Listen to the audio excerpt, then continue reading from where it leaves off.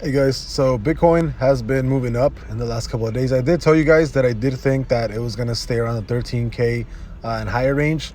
As far as right now, if it does, it's retesting the previous high, and it is creating market structure on the monthly chart, and it's creating new higher highs on the weekly chart. Like I told you guys before, I already told you guys this was exactly what was going to happen. If it does close, the price close for Bitcoin around this level, and it creates new support as the former high, I do think it's going to shoot back up to 14 and possibly surpass it, and then that's when we're really going to start seeing Bitcoin move. I do think Bitcoin right now is consolidating, and I don't really think Bitcoin is going to be dropping right now. I do think it's retesting these